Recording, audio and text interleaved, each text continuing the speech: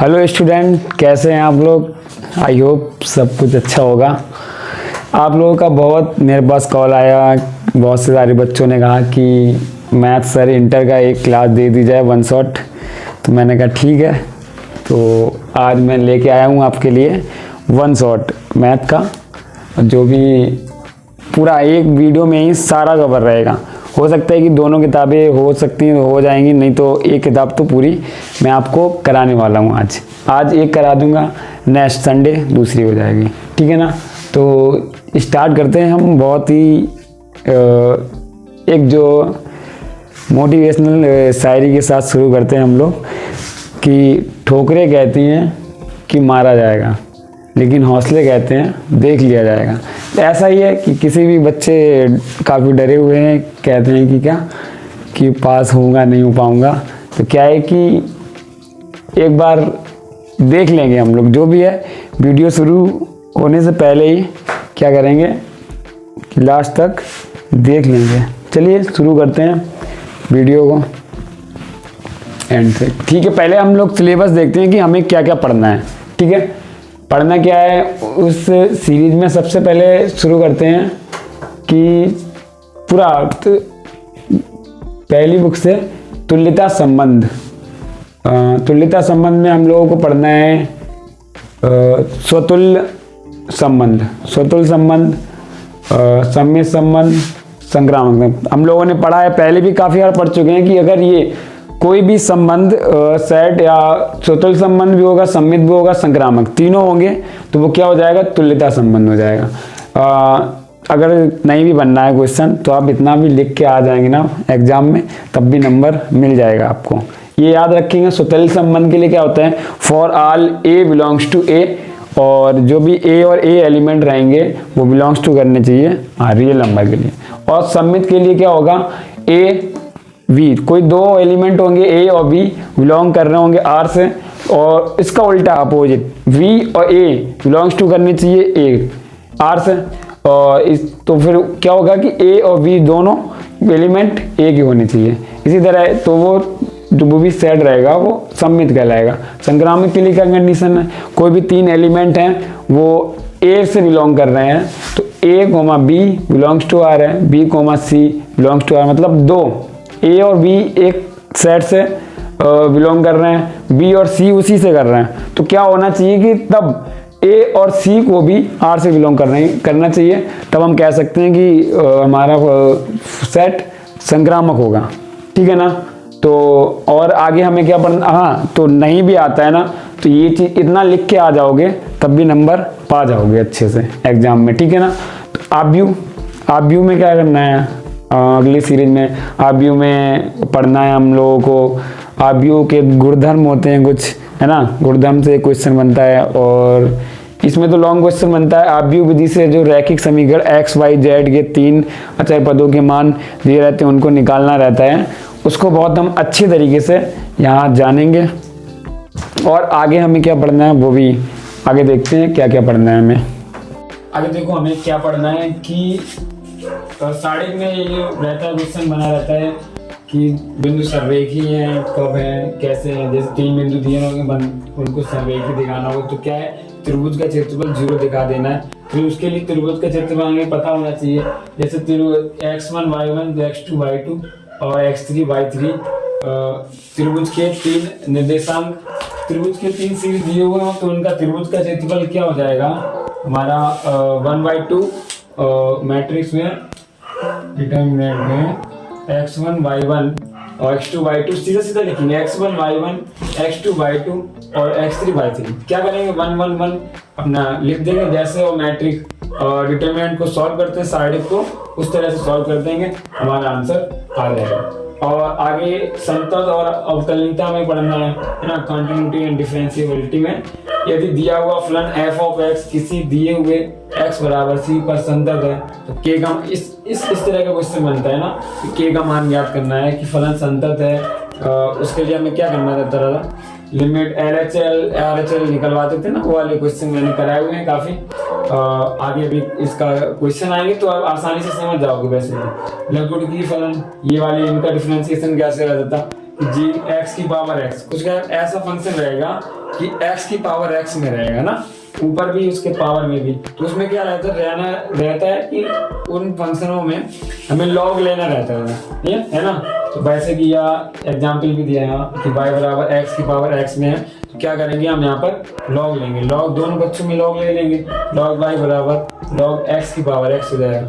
क्या करेंगे, याद रहते लॉग बाई एंड, यहाँ पर लॉग के कुछ गुणधर्म भी होते हैं, उनको भी करते हैं, जैसे 3 फॉर्मूले तो याद होने चाहिए हम लोगों को। लॉग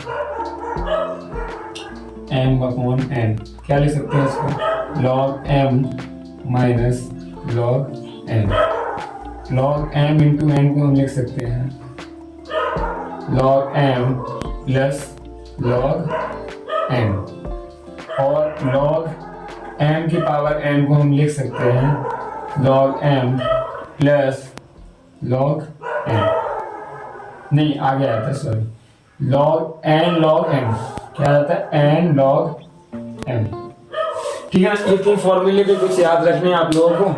बाकी क्या है, डिफरेंशिएट में पढ़ते हैं क्या कि कोई पॉइंट दिया होगा कि x बराबर c पर एल, मतलब ये कोई फंक्शन वो डिफरेंशिएबिलिटी अवकलनीयता है या नहीं है, उसको हम चेक करेंगे कैसे, लेफ्ट हैंड डेरिवेटिव निकालेंगे और राइट हैंड डेरिवेटिव निकालेंगे। उसके लिए क्या है कि limit h tends to 0, left hand में f of c minus h minus f of c upon में माइनस h, ऐसे RHL इन दोनों को LHD और RHD बराबर आ जाएंगे, तो हम कहेंगे कि फलन अवकलनीयता है। आगे देखते हैं क्या है, आगे देखते हैं क्या पढ़ना है हमको, अपकलज के अनुप्रयोग में क्या पढ़ना है, परिवर्तन की दर क्या होता है, dy ओवर dx, जिसमें क्या है कि बाई में परिवर्तन, और क्या पढ़ना है, वर्धमान ह्रासमान पढ़ना है हम लोगों को, इंक्रीजिंग एंड डिक्रीजिंग ऑर्डर। इसमें क्या रहता था, ये तो कर सकते हो तुम लोग, dy ओवर dx, अगर पहले क्या फंक्शन दिया रहेगा f ऑफ x, उसका क्या निकालेंगे हम लोग, डिफरेंशिएशन निकालेंगे। अगर डिफरेंशिएशन का मान 0 से बड़ा या धनात्मक बोल सकते हैं, धनात्मक आता है तो फलन कैसा हुआ, निरंतर वर्धमान फलन। ठीक है ना, ये थोड़ा ध्यान रखना है, निरंतर वर्धमान और वर्धमान फलन में काफी लोग यही कंफ्यूजन रहती है कि कहाँ पर बराबर है कहाँ पर नहीं है। ये क्या है, dy ओवर dx, अगर ये ग्रेटर देन 0 आता है तब तो निरंतर वर्धमान फलन है, अगर उसके साथ साथ 0 भी आता है तब वर्धमान फलन हो जाएगा हमारा, है ना। और इसी तरह से अगर dy over dx less than 0 है तब तो निरंतर ह्रासमान रहेगा, अगर लेस देन इक्वल टू 0 आ जाता है तो ये ह्रासमान फलन रह जाएगा। हाँ, एक कंडीशन और है इसमें, क्या कि यदि f ऑफ x का मान जो भी है, f डैश x का मान पॉजिटिव और निगेटिव दोनों आ रहा है, तो फलन ना ही वर्धमान रहेगा और ना ही ह्रासमान, ना ही वर्धमान होगा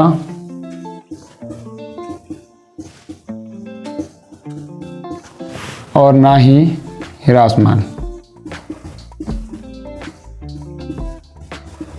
ठीक है,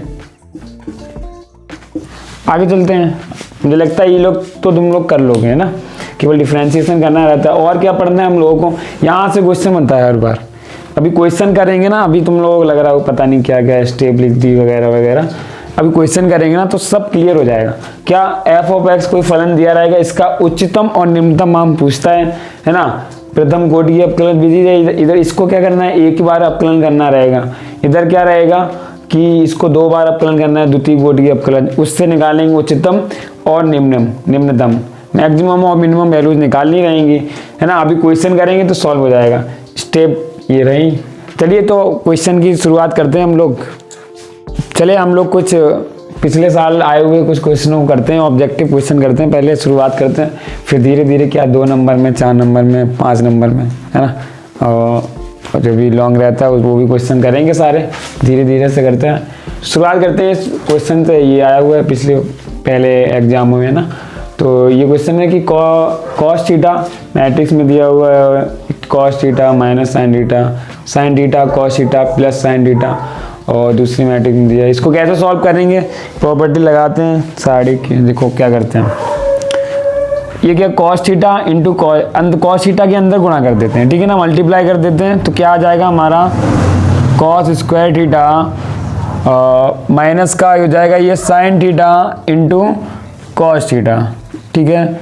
ये कॉस थीटा के इसमें भी करेंगे तो sine theta into cos theta हो जाएगा, और इसमें करेंगे तो cos square theta plus sine theta की इसमें भी अंदर गुणा मल्टीप्लाई कर ही देते हैं पहले, ठीक है ना। तो ये हो जाएगा sine square theta into sine theta into cos theta हो जाएगा साइन थीटा कॉस थीटा, और साइन थीटा का इसमें करेंगे तो माइनस का साइन थीटा और कॉस थीटा हो जाएगा, और इधर साइन थीटा का साइन थीटा में करेंगे तो साइन स्क्वायर थीटा। अब देखो हमें पता है कि इसका पहला एलिमेंट से पहले वो जोड़ते हैं, a11 को इधर वाले से a11 से जोड़ेंगे, a12 को a12 से जोड़ेंगे, a21 से a21 को जोड़ेंगे, a22 से a22 जोड़ेंगे। तो हमें पता है cos square theta plus sine square theta. देखो ऑब्जेक्टिव क्वेश्चन करने के तरीके भी बहुत सारे हैं, क्या कि पहले जगह cos square theta plus sine square theta मतलब a11 की जगह पे 1 आना चाहिए, तो ये वाला ऑप्शन तो पहले से कट गया हमारा, है ना। बचा ये, अब देख लेते हैं ये सही है गलत। हाँ ठीक है, यहाँ पर 1 आ रहा है, साइन थीटा कॉस थीटा, यहाँ पर माइनस का है, यहाँ पर प्लस का है, बिल्कुल कट जाएगा, 0 आ जाएगा, ठीक है। साइन थीटा कॉस थीटा, यहाँ पर ये प्लस का है, इधर माइनस कट जाएगा, ठीक है। Cos square theta plus sine square theta बराबर 1 है, हम लोग जानते हैं, तो बिल्कुल हमारा राइट ऑप्शन क्या हो जाएगा, बी। तो हमें इतना भी नहीं करना है, सीधा देखना है यहाँ से कॉस थीटा का अंडर गुणा करना है, cos theta into cos theta, cos square theta हो जाएगा साइन थीटा। अच्छा बेटा, cos square theta plus sine square theta बनना है 1, मतलब इसमें तो पहले से ऑप्शन करते हैं, थोड़ा सा और चेक कर लें क्योंकि ये ऑप्शन दिया है नन ऑफ दीज वाला। देखते हैं दूसरा क्वेश्चन हमारा क्या कह रहा है। 2x माइनस बाई बराबर दे रखा है 1 2 2 1, तो तुम्हें x का मान ज्ञात करना है। कैसे करेंगे, जैसे हम लोग समीकरण करते थे ना, सेम वैसे ही करेंगे। क्या ऐसा कुछ करेंगे कि बाई कट जाए, हमारा x का मान आ जाएगा। तो क्या यहाँ दिख रहा है, इसको लिख लेते हैं पहले, x प्लस बाई बराबर 2 1 1 2, इसको समीकरण नंबर 1 दे देते हैं। इसको 2x minus Y is equal to 1 2 2 1, इसको समीकरण नंबर 2 दे देते हैं। क्या करना है, अरे सामने से दिख रहा है ना, हम इनको जोड़ देते हैं, समीकरण 1 और समीकरण 2 को क्या कर देते हैं, जोड़ देते हैं। दिख रहे हैं क्या होता है, फिर हमें दिख रहा है कि बाई से बाई कट जाएगा। किसी घर में 2 लोग हों, एक कट जाए तो एक का मान तो आ ही जाएगा ना, अकेले का, है ना। तो इसको हमें यही करना है कि x का चाहिए ना, तो बाई को करना पड़ेगा, तो काटना पड़ेगा। दिखते हैं क्या, इनको जोड़ देते हैं तो कट जाएगा। हाँ, तो बाई से बाई कट जाएगा, यहाँ से जोड़ते हैं। x प्लस 2x कितना हो जाएगा हमारा 3x इज इक्वल टू, इधर मैट्रिक्स को जोड़ना बहुत आसान है, हमने बताया जैसे अभी भी कि a11 को a11 से जोड़ेंगे, a12 को a12 से जोड़ेंगे, है ना। तो 2 को 1 से जोड़ेंगे 3 हो जाएगा, 1 को 2 से जोड़ेंगे 3 हो जाएगा, 1 को 2 से जोड़ेंगे 3 हो जाएगा, 2 को 1 से जोड़ेंगे 3 हो जाएगा। हाँ, इधर 3 गुणा में इधर आ जाएगा, किसमें, हमारा भाग में आ जाएगा। सीधा सीधा भाग दे देते हैं, 3 1 जा 3, 3 1 जा 3, 3 1 जा 3। बहुत ही आसान क्वेश्चन था, है ना, आराम से हम लोगों ने कर लिया। देखते हैं अगला क्वेश्चन। तीसरा क्वेश्चन देखते हैं, कह रहा है मेरा, ये भी काफी बार आया हुआ है क्वेश्चन।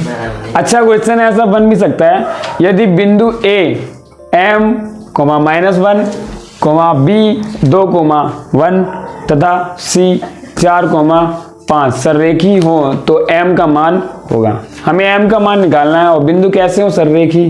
तुम लोगों को पता है ना, बिंदु सररेखी होते हो तो उसका क्या, एक लाइन में होगा तो त्रिभुज नहीं बनेगा। मतलब क्या है, त्रिभुज का क्षेत्रफल 0 होगा। एक ही रेखा में होते ना, 3 बिंदु सररेखी होते। सररेखी का मतलब ही है क्या, एक सम धन रेखी, मतलब समान रेखा में, मतलब बिंदु की बात कर रहा है तो क्या, एक ही बिंदु में, मतलब बिंदु एक ही रेखा पर स्थित होंगे, सररेखी हो गया, समझ गए। तो मतलब त्रिभुज बनेगा नहीं, एक ही रेखा में होंगे। तो अगर एक ही रेखा में होंगे 3 बिंदु, इससे कैसे बन सकता है त्रिभुज, नहीं बनेगा ना। तो इसका मतलब ये हो गया कि इसका क्षेत्रफल 0 होना चाहिए, है ना। और क्षेत्रफल निकालना आता है हमें, अगर त्रिभुज के 3 बिंदु दिए हों तो क्षेत्रफल हमको क्या कर देना है, 0 कर देना है, m का मान आ जाएगा हमारा। डिटर्मिनेंट सीधा सीधा करते हैं, डिटर्मिनेंट 0 कर देते हैं, या फिर 1/2 कर भी दो, क्षेत्रफल को 0।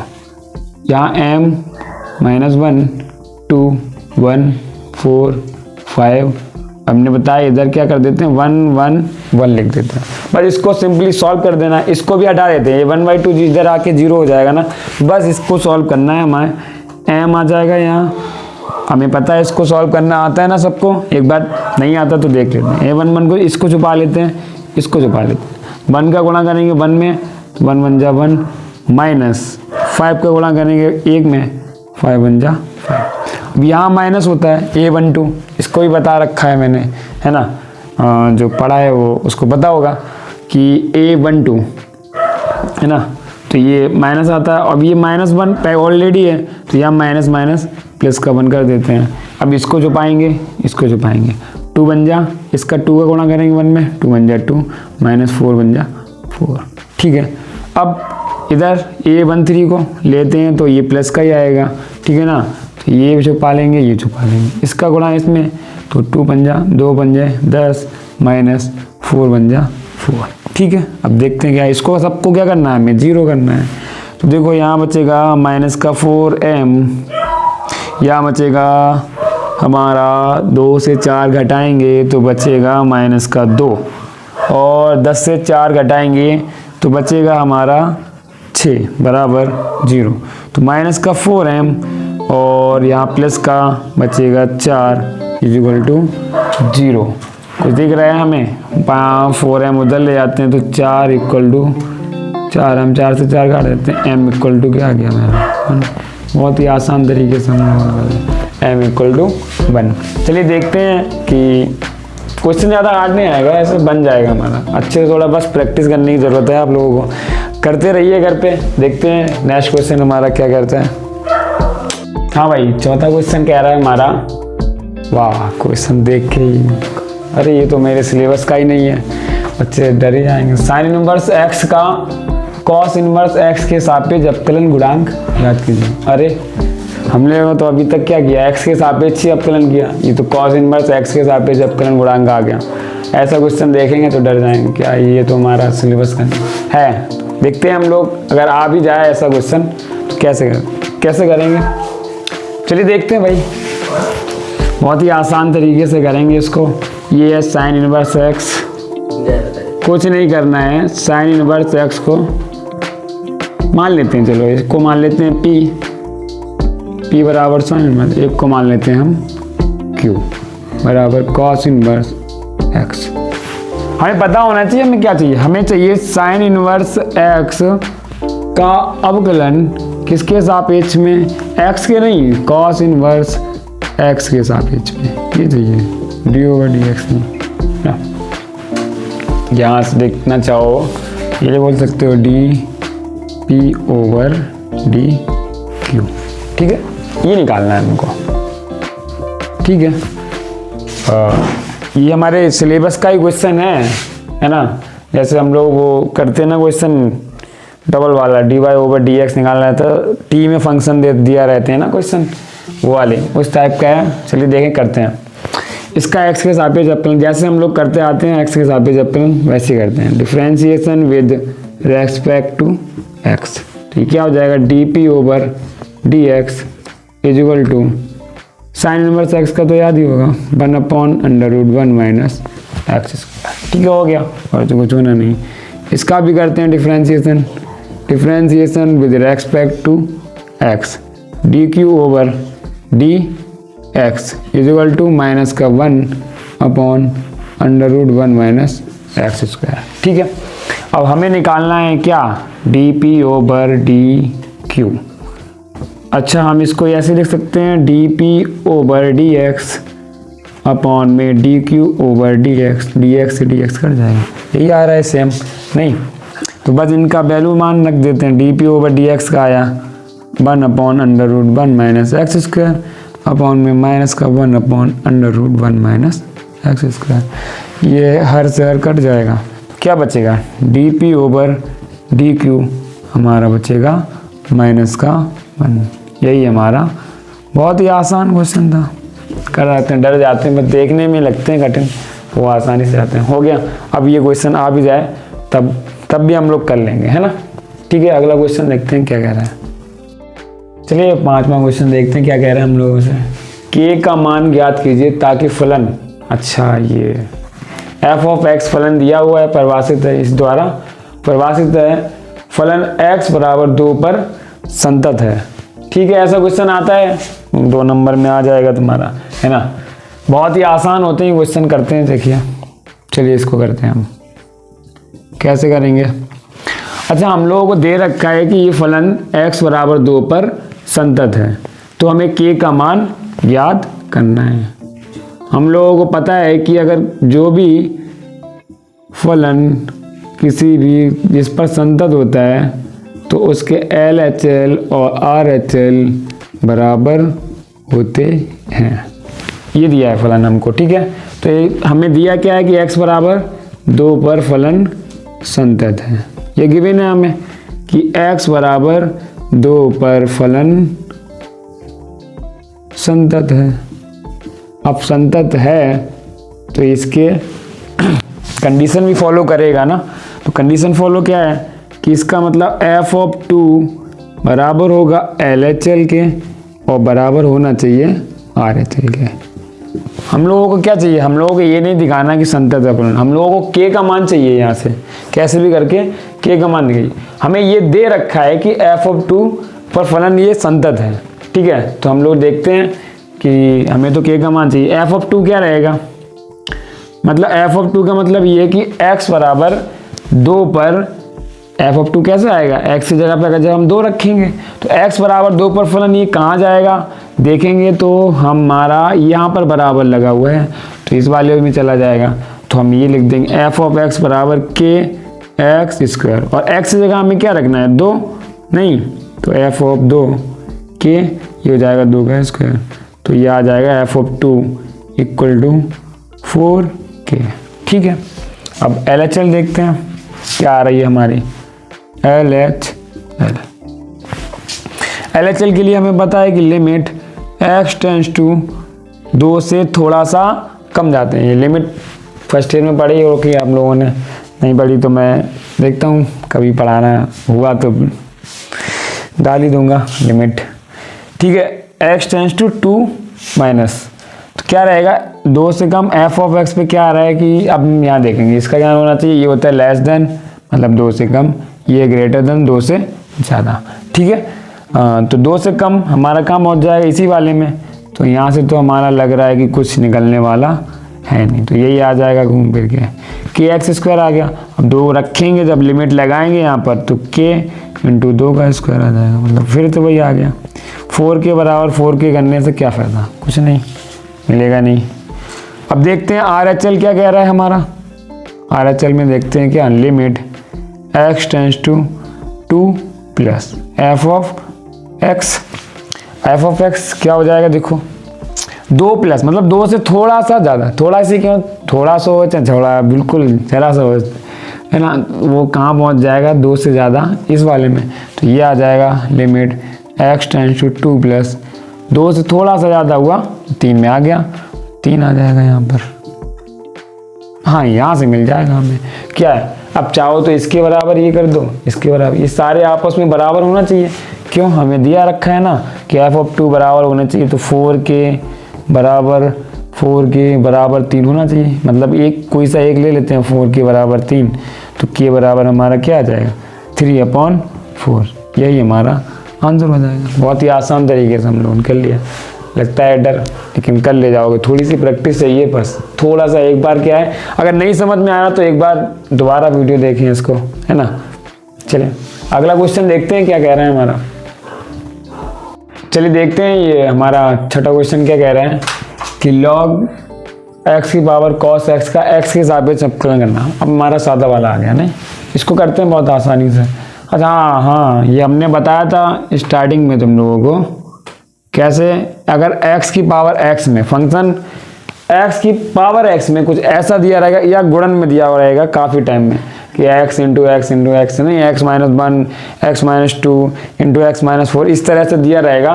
तो हम सबसे पहले तो मेरा काम, लोगों का काम ये है कि इसको हम मान लेंगे y बराबर log x की पावर cos x, y मानेंगे सबसे पहले। फिर क्या करना है, इसको हम ऐसे तो कर नहीं सकते ना, तो log की प्रॉपर्टी लगा सकते हैं, log x की पूरे की पावर है ना, तो ये x की पावर तो है नहीं कि log की प्रॉपर्टी लगाते हैं, cos x को आगे ले आए, कर लेंगे सॉल्व। यहाँ पूरे की है तो हमें क्या करना पड़ेगा, एक बार log लेना पड़ेगा। यहाँ इनको हमने बताया कि log लेके करेंगे, तो क्या करेंगे, दोनों पक्षों में लॉग लेंगे हम, taking log of both sides, ठीक है। अब दोनों पक्षों में लॉग लेते हैं तो ये हो जाएगा log y equal to log x की पावर cos x। अब लगा देंगे लॉग की प्रॉपर्टी। हमने बताया तुम लोग लॉग m की पावर n क्या हो जाता है, n log m। ये cos x आगे आ जाएगा, लॉग और log x बचेगा यहाँ। अब कर देते हैं differentiation with respect to x। देखो log y का कैसे करेंगे x के सापेक्ष में अवकलन, तो सीधा जैसे y का करते हैं वैसे ही करेंगे, 1/y। अभी क्या है तुम लोग ऐसे ही याद रखो 1/y, और अपने पास से क्या लगा दोगे तुम लोग dy/dx। सिंपल है। अभी क्या इसका कैसे आता है मैं वो भी बता सकता हूँ, वीडियो लंबी हो जाएगी इसलिए क्या है कि अभी नहीं, ये इतना ध्यान रखो कि x की तरह कर देंगे और dy/dx अपने पास से लगा देंगे, ठीक है। इक्वल टू इसमें लगाएंगे फर्स्ट सेकंड, सीधा सीधा लगाते हैं। cos x को हम कॉमन ले लेते हैं और इसका हम करते हैं, इसको हमने मान लिया सेकंड, इसको मान लिया फर्स्ट को कॉमन लिया, सेकंड में डिफरेंशिएशन किया तो log x का log, इसको पूरा x हो जाएगा तो 1/x इंटू डिफरेंशिएशन बचेगा हमारा क्या, हाँ इसको पूरे का रहेगा ना, log x में है ना तो 1/log x आ जाएगा, और जब हम log x का करोगे तो 1/x आ जाएगा। इसका हो गया फर्स्ट सेकंड का डिफरेंशिएशन करना, प्लस अब हम क्या करेंगे सेकंड वाला कॉमन ले लेंगे log x को, और डिफरेंशिएशन करेंगे किसका, फर्स्ट का। cos x का डिफरेंशिएशन करोगे तुम लोग जानते हो क्या, माइनस sin x आ जाएगा, ठीक है। अब देखते हैं क्या आता है, तो dy/dx। हाँ बताइए इस y को हम क्या करेंगे, अरे इसको सबसे पहले इसको समीकरण नंबर 1 दे देते हैं, क्योंकि y का मान हमें क्या है रखना पड़ेगा, तो यहाँ पर ठीक है इसको इधर y भाग में है तो इधर गुणा में आ जाएगा, सही से लिख लेते हैं, इनको सही से लिख लेते हैं टर्म को, क्या है cos x हो जाएगा ऊपर बटे में, ये वाला x आगे लिख लेते हैं, ये आ जाएगा log x प्लस का, यहाँ की अवस्था है ऐसा प्लस नहीं करते हैं, ये माइनस आगे ले आते हैं, माइनस आ जाएगा, और sin x आगे लिखते हैं log x आ जाएगा, ये क्लियर। अब y का मान रख देते हैं हम, आंसर आ जाएगा तुम्हारा y इक्वेशन 1 समीकरण 1 से, ठीक है। क्या आ जाएगा dy/dx इक्वल टू y का मान कितना था, log x की पावर cos x, और ये cos x upon x log x minus का sin x log x। हो गया हमारा क्वेश्चन, यही हमारा आंसर है। चलिए देखते हैं अगला क्वेश्चन, ठीक है। अच्छे से मेहनत करेंगे हम लोग। देखिए 7वां क्वेश्चन हमारा क्या कह रहा है, यदि y बराबर tan इनवर्स x की पावर 2 है तो दर्शाइए कि x² प्लस 1 का whole square y2 plus 2x x² plus 1 into y2 1 equal to 2। ऐसा क्वेश्चन देख के थोड़ा क्या है डर लगता है, ऐसा क्वेश्चन आते हैं 4 या 5 नंबर में बनते हैं ये क्वेश्चन। इसको हम बहुत आसान तरीके से सॉल्व करते हैं, देखें कैसे करते हैं। हाँ जो भी पहले हमें दिया है उसको हम लिख लेते हैं, फिर बाद में जो सॉल्व करना होगा। देखो क्वेश्चन में ना 2 चीज़ पता है ना, बहुत कुछ पता है कि क्या हमें दिया हुआ है और क्या निकालना है। मंजिल का पता होना बहुत ज़रूरी है लाइफ में, है ना, लाइफ में भी और मैथ में भी, ठीक है। चलिए करते हैं इस सवाल को। y बराबर, हाँ ये y1 y2 क्या है यहाँ पर तुम लोगों को पता होना चाहिए। y1 वही है क्या dy/dx, y2 वो है d2y/dx2, ठीक है। ठीक है मतलब 2 बार अपकलन किया गया तो y2 हो जाएगा, y1 हो जाएगा dy/dx, ठीक है। करते हैं इसका पहले एक बार अपकलन करते हैं तब देखते हैं दोबारा क्या होता है। मंजिल पाने के लिए पहले शुरू तो करेंगे हम लोग ना, तो पहले शुरुआत करते हैं इसको क्वेश्चन को सॉल्व करने की।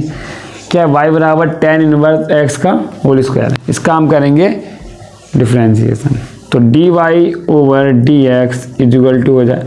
हमें क्या दिख रहा है, तुम लोगों को क्या दिखता है पता है, tan इनवर्स x। मुझे दिख रहा है कि ये पूरा x का होल स्क्वायर है, x का होल स्क्वायर है। तो कैसे करते हैं, x का स्क्वायर हमें पता है x की पावर n का होता है डिफरेंशिएशन n x की पावर n माइनस 1, तो ये 2 आगे आ जाएगा, 2 tan इनवर्स 2 x की पावर 1, 2x हो जाता है x की पावर 2 का, तो बस 2x कर दिया, मुझे x दिख रहा है, ये पूरा tan इनवर्स x, ठीक है। अब डिफरेंशिएशन बचा हमारा किसका, tan इनवर्स x का, इसका भी हम आसानी से कर लेंगे, ठीक है। तो dy ओवर dx हमारा आ जाएगा 2 tan इनवर्स x, और इसका करोगे तो tan इनवर्स x का हमें पता है 1/1 प्लस एक्स स्क्वायर आ जाएगा, ठीक है। अच्छा चाहो तो इसको y1 लिख लेते हैं ना, y1 y2 लिखेंगे, dy ओवर dx को लिखेंगे y1 और dy ओवर dx2 को लिखेंगे y2, ठीक है। y1 लिख लेते हैं, इसका हम इधर अब क्या 1 प्लस एक्स स्क्वायर इधर भाग में है, तो इधर किस में आ जाएगा, गुणा में कर देते हैं, गुणा में इधर लेके आए हुए बराबर बचा 2 tan इनवर्स x, ठीक है। अब देखें क्या होता है, अब y2 भी चाहिए, 2 बार तो अवकलन करना पड़ेगा कम से कम, है ना। तो अगेन करते हैं, अभी तो एक बार हो गया, करते हैं हम दोबारा या पुनः x के सापेक्ष अवकलन करने पर, differentiation with respect to x करेंगे। इसमें तो आप फर्स्ट सेकंड लगाओगे तुम लोग, है ना, 1 प्लस एक्स स्क्वायर, अब इसका करोगे ना y1 का x के सापेक्ष, तो ये y2 बन जाएगा, ठीक है, प्लस y1 कॉमन लोगे और डिफरेंशिएशन करोगे किसका, 1 प्लस एक्स स्क्वायर का, ठीक है। ओके लिख देता हूँ तुम लोगों के लिए एक बार, और इधर 2 बचेगा, tan इनवर्स x का आ जाएगा 1/1 प्लस एक्स स्क्वायर, ठीक है। अब देखो क्या बनता है तुम्हारा, यह आ गया, अच्छा एक्स स्क्वायर प्लस 1 लिखा है, हम लोग भी ऐसे लिखेंगे एक्स स्क्वायर, एक बार देख जरूर लेना कि हमें क्या निकालना है, एक्स स्क्वायर प्लस 1 लिखा, सेम टू सेम इसी तरह लिख लेते हैं, एक्स स्क्वायर प्लस 1, ये y2 है, y2 लिख दिया, प्लस 1 का डिफरेंशिएशन 0 होता है, एक्स स्क्वायर का होता है 2x, चलो 2x आगे लिख लो, बहुत अच्छी बात है, 2x हो गया, और ये y1 अभी है equal to 2/1 plus X square या एक्स स्क्वायर प्लस 1 एक ही बात होती है, ठीक है। फिर से इधर क्या कर देंगे, गुणा कर देंगे, तो ये बन जाएगा एक्स स्क्वायर प्लस 1 का whole square y2 plus 2x X square plus 1 y1 equal to 2। अरे ये क्या हुआ, यही तो हमें सिद्ध भी करना था, ये तो अपने आप ही आ गया, कुछ करना ही नहीं पड़ा हमें, कि 2 बार अवकलन किया, बस एक बार इधर गुणा कर दिया, आंसर आ गया। इतना आसान है मैथ। चलो करते फिर, देखते हैं अगला क्वेश्चन क्या कह रहा है। काफ़ी लंबा वीडियो हो रहा है, टाइम भी काफ़ी हो रहा है, चलिए हम लोग करते हैं। 8वां क्वेश्चन कह रहा है कि एक परिवर्तनशील, जल्दी से करते हैं हम लोग, एक परिवर्तनशील घन का किनारा 3 सेंटीमीटर प्रति सेकंड की दर से बढ़ रहा है और घन का आयतन किस दर से बढ़ रहा है जबकि किनारा 10 सेंटीमीटर है। ठीक है, हम लोग पहले देखते हैं कि क्या क्या दिया है और क्या क्या निकालना है। क्वेश्चन देखते हैं। परिवर्तनशील वही dy ओवर dt वगैरह कुछ दिया होगा ना।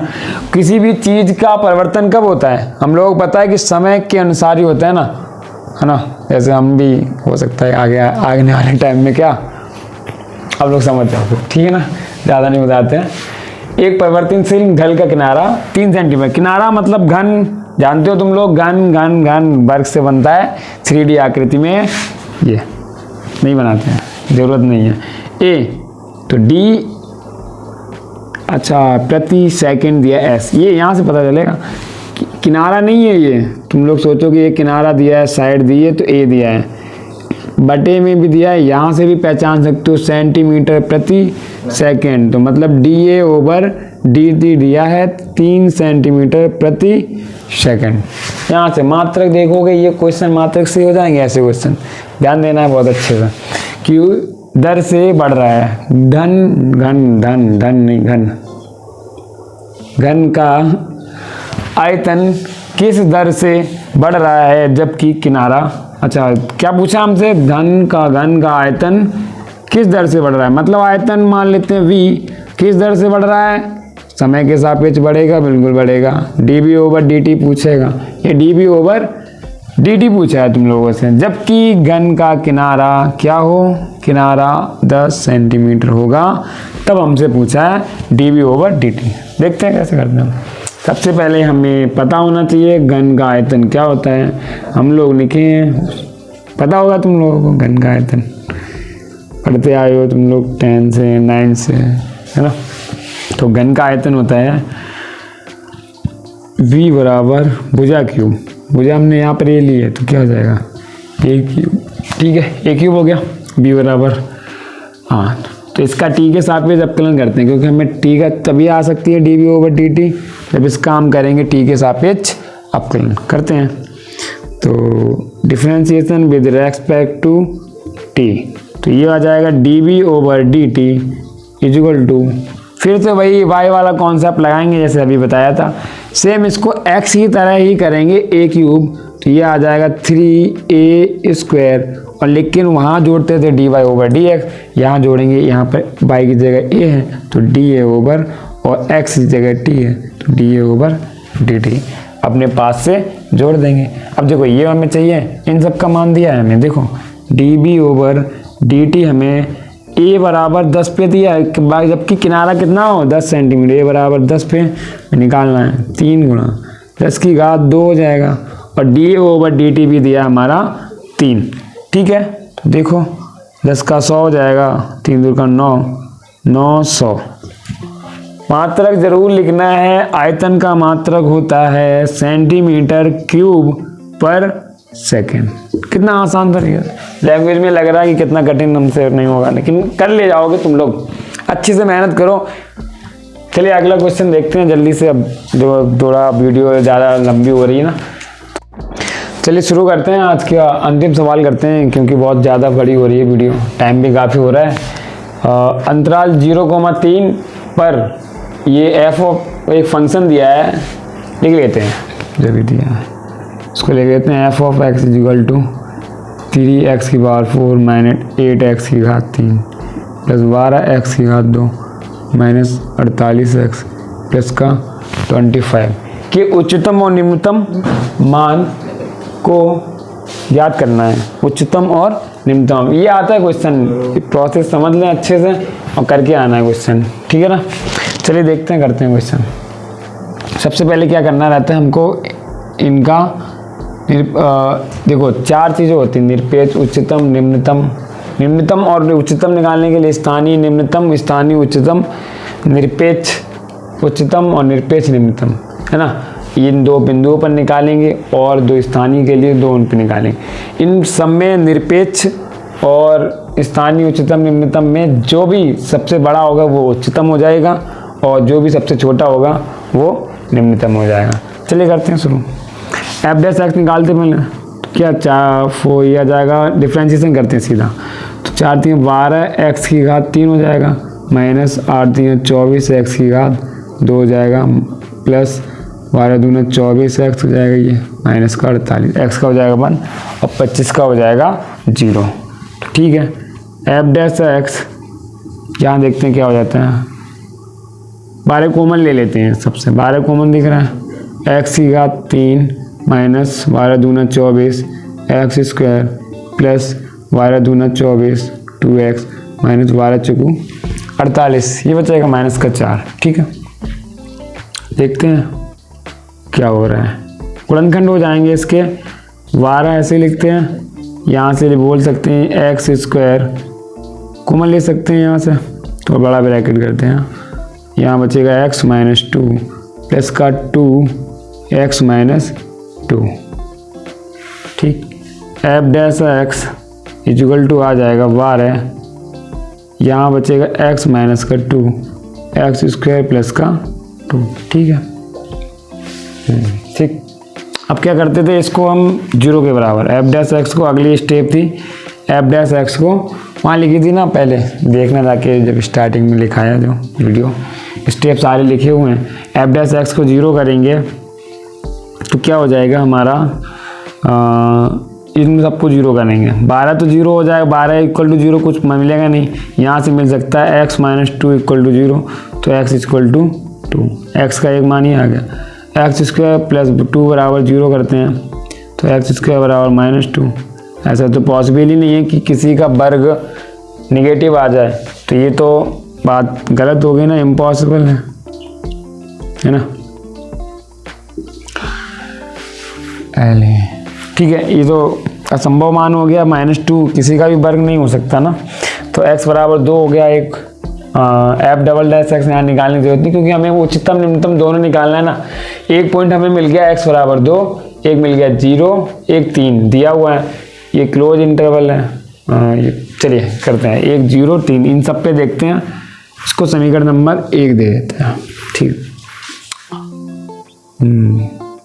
सारे पहलू रखते हैं। x बराबर 0 2 3 सीधा रखते हैं समीकरण 1 में रखने, एक एक करके रखेंगे। ठीक है, तो 0 रखोगे पहले तो f ऑफ 0 हो जाएगा, ये इक्वल टू ये 0 हो जाएगा, ये 0 ये 0 ये 0, केवल कितना बचेगा 25 हो जाएगा। और f ऑफ 2 रखते हैं अब, तो 3 इंटू 2 की पावर 4 माइनस 8 इंटू 2 की पावर 3 प्लस 12 इंटू 2 की पावर 2 माइनस 48 इंटू 2 प्लस का 25।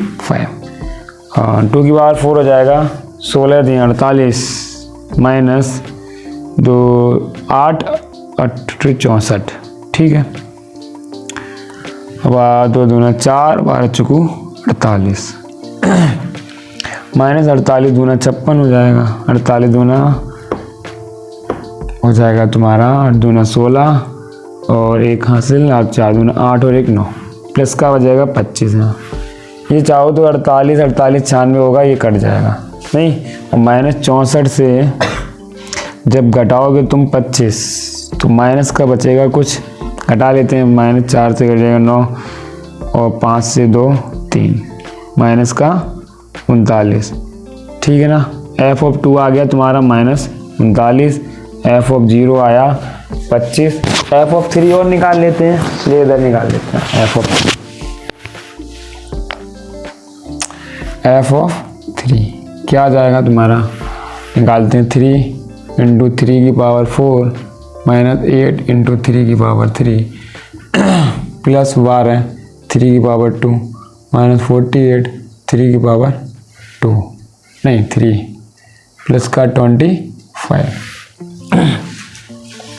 ये तो हो जाएगा 3 की पावर 4 81 81 3 8 3 एकम 3 8 3 243 माइनस 3 का क्यूब हो जाएगा 3 9 3 27 27 27 इंटू 8 हो जाएगा 8 56 5 8 16 5 21 216 प्लस का 3 2 का 9 9 12 99 108 माइनस का 8 3 24। बस थोड़ा कैलकुलेशन तुम लोगों को करना है, आ जाएगा आंसर। 8 3 24 2 4 3 12 और 2 14 प्लस का 25। इसको जोड़ लो घटा लो, यही रह गया। अब तो देखते हैं क्या होता है। ये प्लस वाले एक साथ कर लेते हैं, ये जोड़ लेते हैं।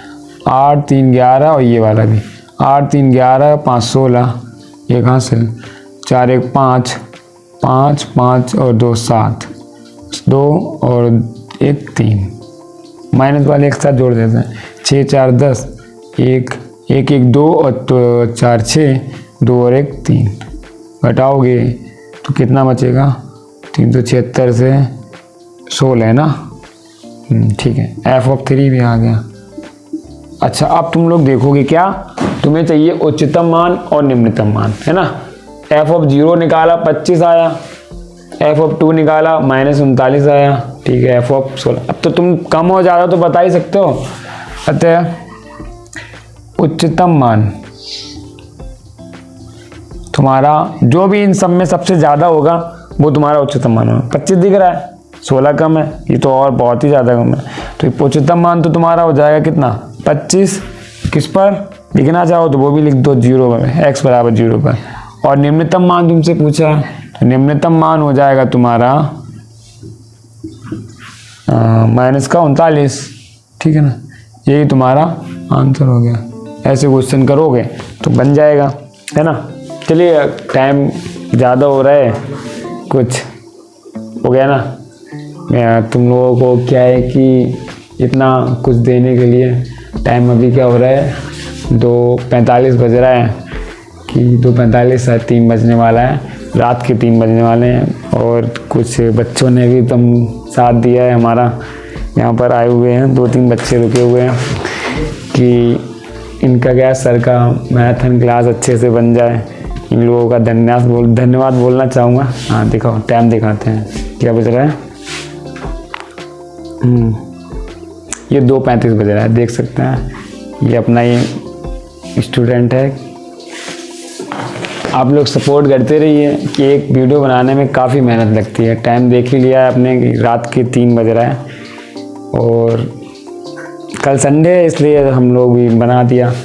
और बच्चों का भी बहुत बहुत धन्यवाद, और आगे देखते भी रहिए वीडियो। अगर अच्छे से सपोर्ट मिलता है, आप लोगों का भी बनता है कि शेयर करें ज़्यादा से ज़्यादा, और लाइक भी, जो भी आपको लगता है कि सच में मेहनत की गई है तो एक लाइक भी करिए, और सब्सक्राइब भी करिए, और शेयर भी करते रहिए, है ना, ताकि आगे चलते। चलिए, तो बनाने में बहुत टाइम लगता है, बहुत मेहनत लगती है।